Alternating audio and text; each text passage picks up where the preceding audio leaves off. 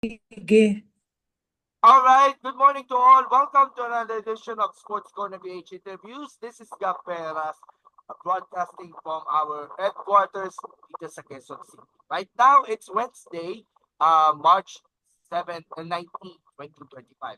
Ngayong araw, makakasama po natin ang isa sa mga awardees from the recent PSC Women in Sports Award. Special citation. Nakita ko siya during our coverage. And sayang, hindi natin siya na-piece kasi marami tayong mga na-interview from our national athletes. Pero gusto natin, mas lalo pa natin siya makilala. So kasama po natin ngayon ang isa sa mga awardees. Siya po ang current kasalukuyan sports director and physical education instructor sa Xavier University, and also she also competed in the recent Funagoshi Jichin Cup jet po sa Japan. I'm referring to Miss Jessica Esparago. Miss Jessica, welcome to Sports Corner, and thank you for joining us this morning. Good morning. Morning po, batiin niyo po ang ating mga viewers, especially sa buong Mindanao and the rest of the Philippines na nakikinig sa atin. Good morning, everyone, from the entire Mindanao, no? And also meron bang entire Philippines ba ito, Sir Gabs? Yes, Mayong nationwide po, Sports Corner PH, nationwide po. okay. Mayong buntag sa inyong tanan from the Mindanao Sports Peace Game Sports Leader. Oh, at si Ma'am Jessica is also involved in the Mindanao Peace Game. Shout out kay Sir Noli Ayo, ating kaibigan, Mindanao Peace Games. Ang tagline kasi ng MPG, kalaro kita, hindi kalaban. Yan po ang matagal na mantra ito, o matagal na tagline itong MPG. Na sinisimbolo talaga ng development ng sports, lalo na sa kababaihan.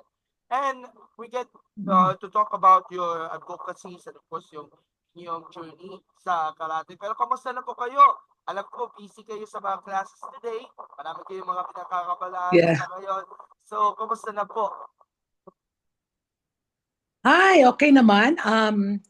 This week is our midterm week, no? Since I am also a PE teacher sa college, so I'm handling more on the martial art classes, focus on the nursing students. So meron silang special na PE classes, so for the self-defense.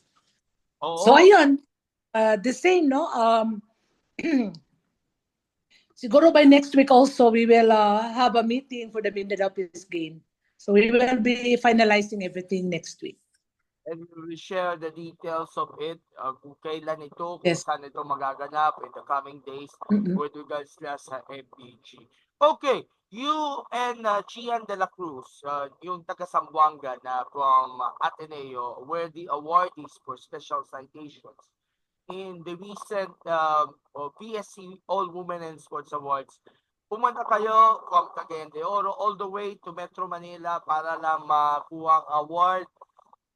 Kamusta na ang inyong experience na makasalamuha yung iba pang mga sports athletes, mga sporting leaders, mga puro kababaihan na naiparangal nga dito sa nasabing awards night? And somewhat special is it dahil of course taga Mindanao din yung isa sa mga athletes of the year, which is si Nesty Petesio, who is born in Davao del Sur.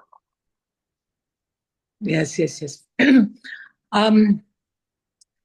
I'm very proud, no, to bring also the women in sports athletes or coaches here in sa Mindanao. I'm happy that I was one chosen. We are two, and then include also si Nesty, no. Very proud na from Mindanao. At least meron kaming representation, meron kaming boses dito for focusing on the women. This is my first time. This is yung post ko nga, first time to receive this national award, bringing also the name of the voices of the women in Mindanao. So that's one of our advocacy under our Mindanao Peace Game. Oo nga, and this is actually your first time na makatanggap ng award on a national scale. Kasi kadalasan kasi mga local awards yan doon sa Mindanao. But it's kind of usual talaga na may parangalan din yung iba pang mga community sports leaders, especially sa Mindanao, na tumutulong rin sa pag-empower ng ating mga kababaihan and of course to develop more athletes, especially ikaw, you're into karate. So marami kayong mga estudyante either sa Xavier o di kaya sa yung mother club ng Japan Karate Association na nagbigay ng mga medals o well, whatever, presentations sa iba't ibang mga international competitions at talagang namangha sila o sabihin natin na-inspire sila sa inyong storya nyo. Especially ikaw, taga Mindanao. Alam natin, pag sinabi Mindanao, maraming mga atleta, sabihin natin the home of champions. Proud. Proud to be, this is actually this is the first time talaga na specifically yung sa akin was also a karate artist, no, a player at the same time a instructor. So isang malaking karangalan na mapasama sa mga national especially this is the second year, no, of the all women in sports. Talagang I was also let's say shock.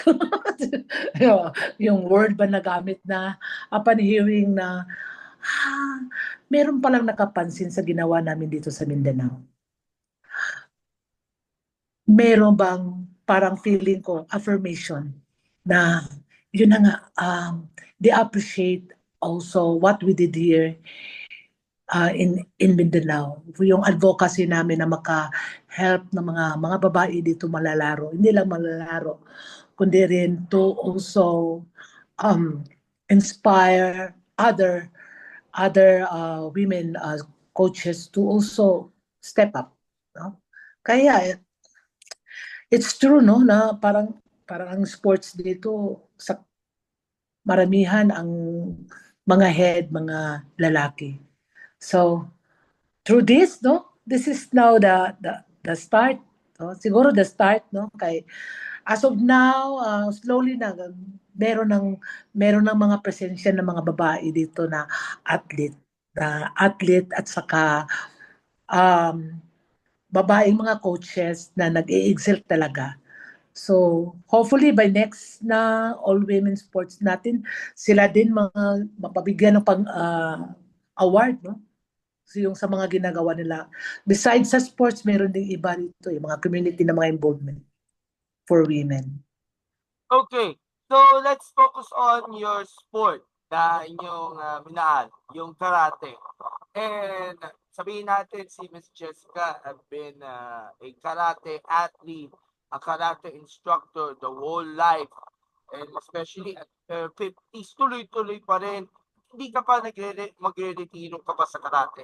So, you recently competed in the Funakoshi Gichin Cup last October dyan sa Japan at nakakuha ka ng top 8 dyan sa inyong bracket which is 50 to 54.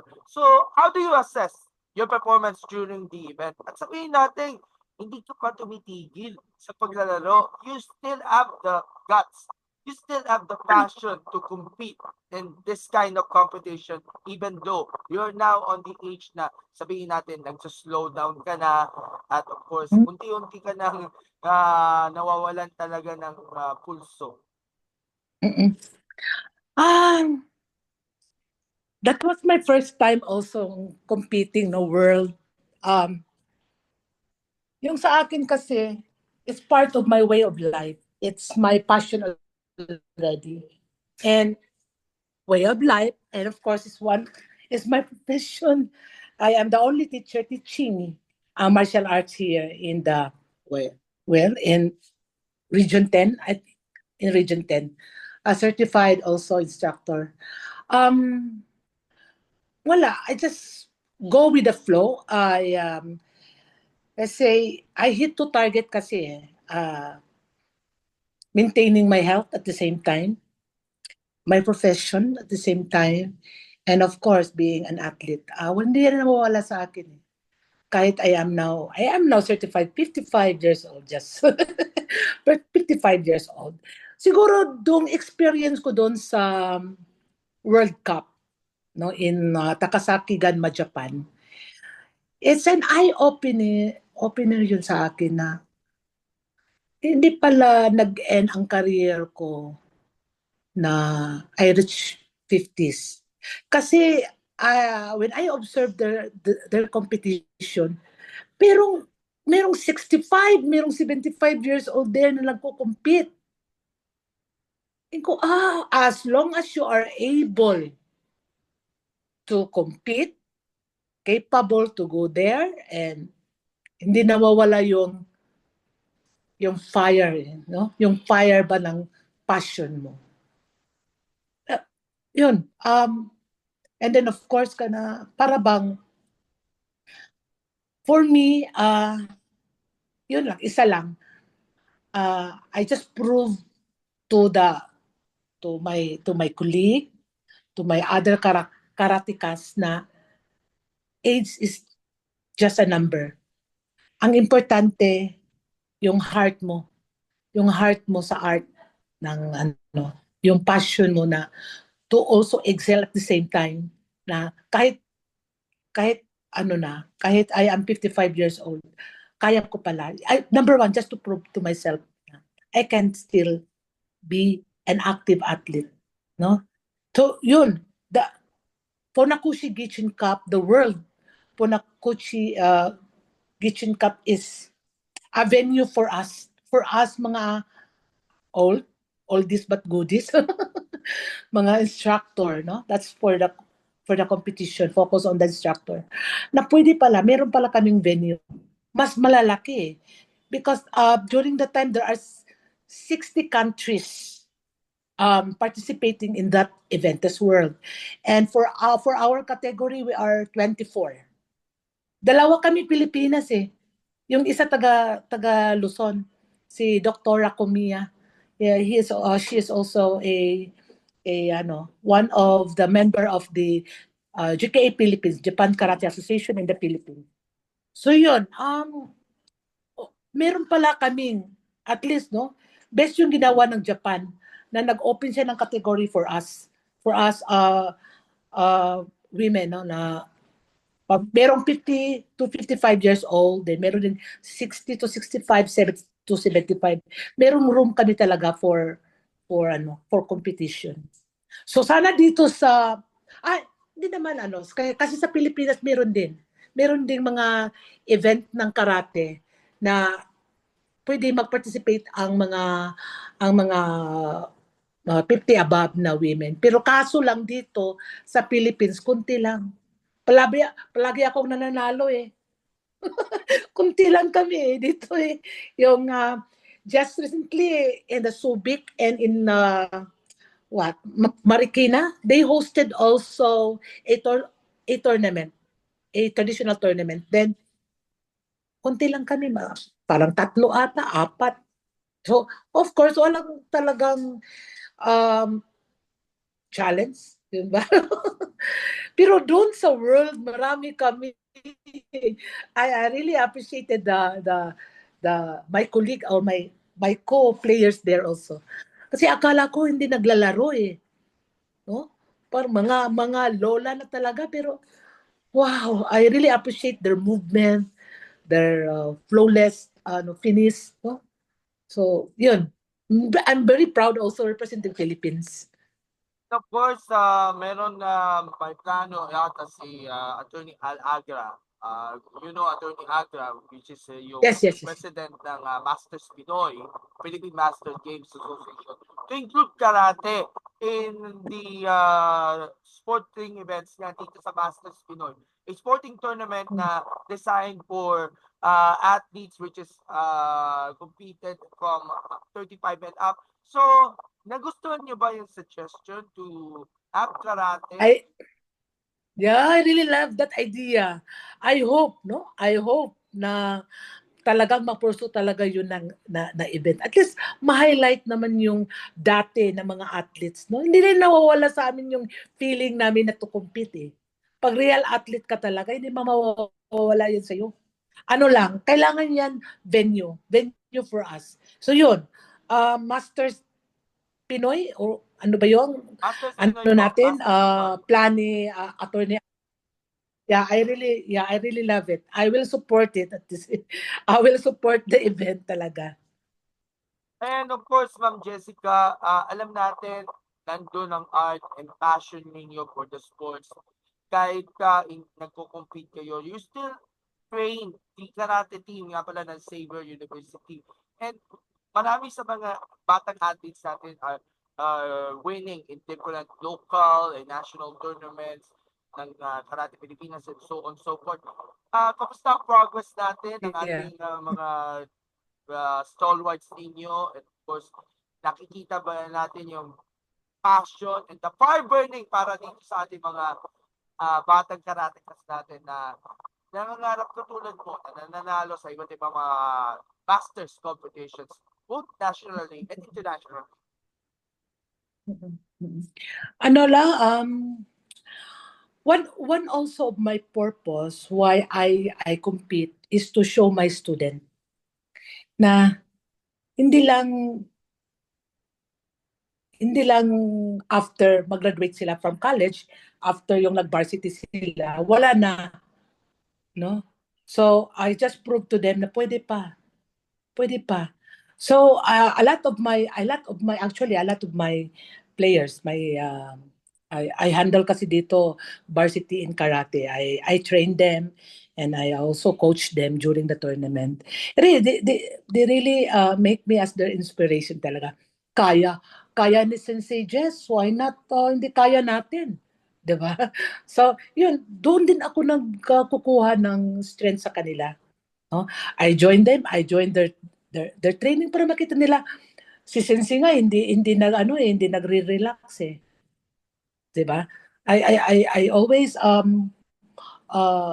walk my talk. I just set them as their model na si Sensei despite of my busy schedule, I still have time to myself and to you guys, no? So kailangan natin mag-training. Kailangan natin meron tayong goal, no? Meron tayong goal. So, yun I really talk to my players at the same time para bang iba kasi yung natatakot sila mag-open sa akin kasi coach ko nila or ako yung ano nila. But I treat them as my children kasi iba yung sa akin. Yung pag-treat ko talaga is yung I want to have a respect from them out of love, not out of fear. 'Di ba yung mama mo, ayaw mong masaktan yung mama mo, 'di ba? So yun ang gusto kong makuha na expectation, yung makuha na feeling sa mga bata of respect. So yun. So without our scheduled na training, meron silang mga enhanced na mga for themselves, no? They have their follow-up also activities. They do also strength and conditioning. So I make it sure also that they have their own strength and conditioning coach is part of my team here in Xavier. So I hire one, and in fact maybe this year I will be hiring also yung sa PT, yung therapist namin para during and after the training and the big event meron ma-assist yung mga injuries ng mga bata. I'm very particular of the health of our athletes here. And during the time nga pala, fun fact nga pala, si Jessica is actually competed before in different JKA tournaments or mga national karate tournaments. But of course, Yeah. nahinto ito during the pandemic. Which, of course, it's been 5 years na since the lockdowns happened. And now, you pursue again the passion to do karate again, to compete again. At pinasa nyo rin sa inyong anak, which is also into Yeah. karate right now. So, parang nakaka-proud talaga being a mom na yung anak ninyo are competing and participating also in different karate tournaments. How do you feel? We compete together. We compete together. Yeah. Para yung anak ko rin, para ma-inspire siya na um, andun din ako, nag-compete ng category ko. Siya din, nag-compete ng level niya, no? So yun, just to inspire also, to show also my children na involve yourself into sports. Marami kang matutunan sa sports talaga. The formative part of also of the sport, the values that you can get from the sports itself. It's good. Yeah. Pag doon ang bata, ano yon, yung naano niya na-absorb na yung values from the sports. And of course, meron din kaming values that we can get, a lot of values we can get from the karate. There are 20 principles of karate. That's our part of our Bible. So, iba yun. Iba yun. Yun, even in my class in karate, first, I really introduce the values that they can get from karate. Then later part is the defense or the application. Yun ang the way I introduce the art. Hindi yung talagang ano kaagad, yung to hit talaga the ano no, the attacker, no. So iba yung pagka-introduce ko ng karate dito sa part sa academic. It's on more on the formative side, the values that you can get from the art. Okay, so Miss Jessica, apart from being a karate athlete and karate instructor, you're also taking care of different athletes and different sports teams sa inyong eskwela na kinabibilangan as an Yes. director Mm-mm. ng Xavier University at Ateneo de Cagayan. So, how's the progress? How's the confidence ng ating mga student athletes natin dyan sa Xavier University? Lalo na, they competed in different competitions, including yung All Ateneo, or di kaya Mindanao Peace Games, Yeah. other competitions na nakalinya nga for the team. Yeah. We just last January we competed on the Jesuit Athletic Melt hosted by Ateneo de Manila. Yun. I see yung mga bata talaga, yung ano namin, yung mga players namin dito, they really competed against Ateneo de Manila, against the elite team of UAAP. And I really appreciate their effort. No? Even though they did not succeed, they just reach in the silver, no? Silver, yung halos yung ano na ko, yung volleyball team ko, silver second against ADMO, yung football team ko, second din. Then the rest, at least yung lahat na team na dala ko from Mindanao, they really excel in the competition there in jump, all just with athletic meet in Ateneo, hosted by Ateneo de Manila. And they give everything. I see that. I was there during the competition. Even yung iba nag-iiyakan. So I just told them, nothing to lose, guys. Nothing to lose.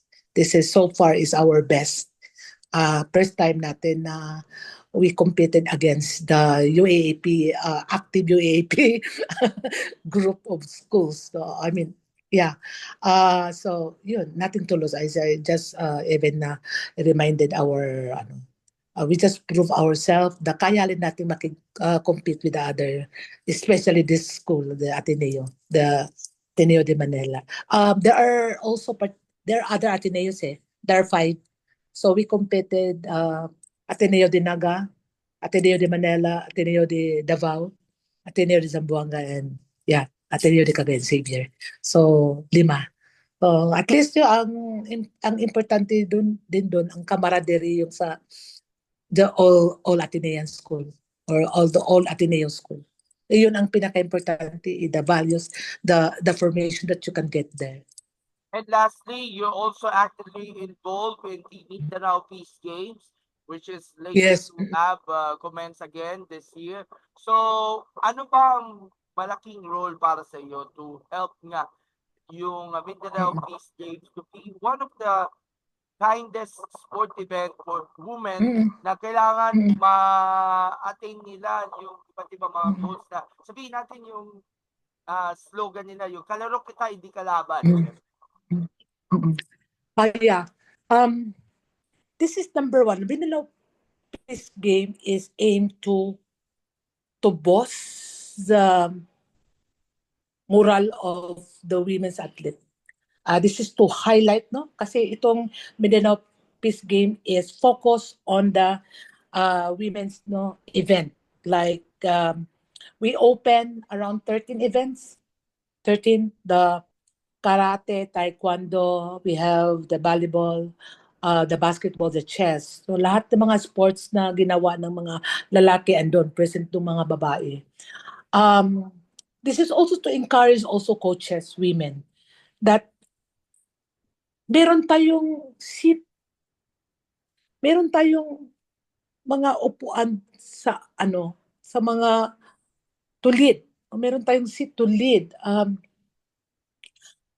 Encouraging also coaches to join the team, women.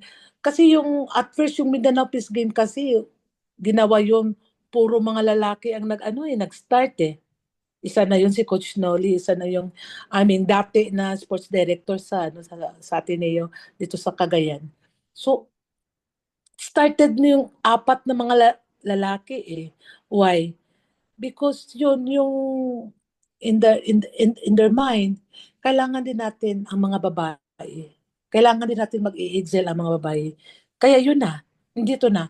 What makes it special is that in a 1 week activity, meron kaming mga formative na mga sessions. Meron kaming leadership training. Meron kaming mga games together.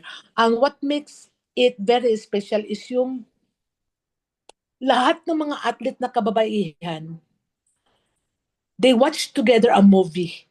They eat together popcorn. So we make it sure na andun talaga every time we hosted a Mindanao Peace Game, meron talaga yung movie night together. Lahat ng mga athlete.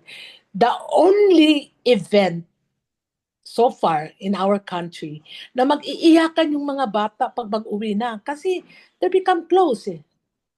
Nawala na yung kontra. Wala yun sa amin. Kailangan yun kaibigan, kasama, kalaro. Yun. Yun ang nasa mind nila eh. Wala na yung negative na, sino yung kontra mo ngayon? Sino yung, palagi di ba? The usual, di ba? Dito eh, sino yung kalaro mo ngayon? Yun. We just change the mindsetting of an athlete.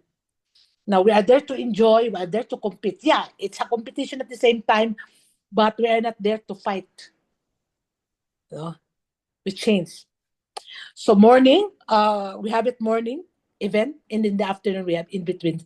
Meron silang jamming, meron silang trivia together, at nagmi-mix yun. Nagmi-mix sila eh. Ayun na. And then, they start. We are giving them human network. No? Connecting different cultures. Hindi yan, puro yan na Christian. Hindi. Different yan mga culture. May Subanin, may Maguindanao, may Maranao. Yun, mix yun eh. It's a meeting of different culture, sharing their best practices, sharing their religion, informing the other teams that we are like this. We are happy. We are proud. We are proud to be a Subanin. We are proud to be a Manubo. And this is a very good venue for them to to boost their self-esteem. Marami tayong athlete na they're good. They're good in their games, but kulang lang sila ng exposure. Kulang lang silang to speak up. Yun ang training nila doon in a 1 week na nila event. Isa yung training that they are encouraged to tell their story. telling their story, share, no? They educate also their colleague, their kalaro. And this is, sa ngayon, I am also, encouraging pa more. Kulang pa eh. Kulang pa. Um, it needs kasi commitment eh. Commitment of the the team. Yun, kasi, of course, meron tayong maraming rason. But, ano yung ano ni Coach Noli? Pag ayaw mo, maraming maraming dahilan. Di ba? Pag gusto may dahilan, Pag pag gusto mo, ayaw, pag gusto walang yan. dahilan, pag ayaw Oh, maraming dahilan. di ba? Okay, So, Ma'am Jessica, I know you've been busy right now, but of course we ran out of time. Marami pa sana kita itatanong, but we ran out of time. Medyo last 3 minutes na lang to. So, mabilis ang closing remarks as we end this interview. You want to thank all those who supported. Closing remarks mo. number one, I want to thank closing. Yeah.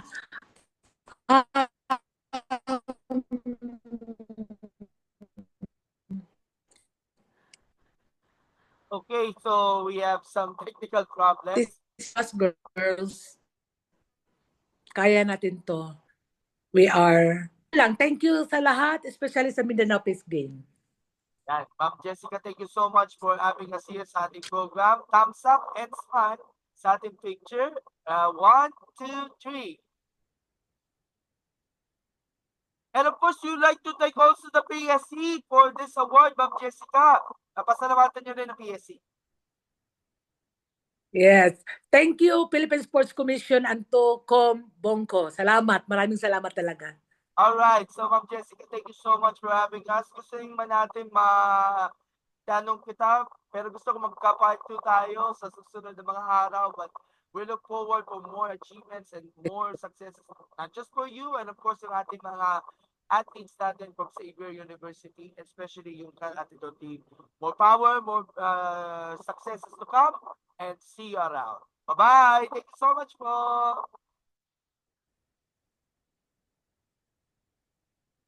Thank you. Bye. Bye-bye. Bye-bye.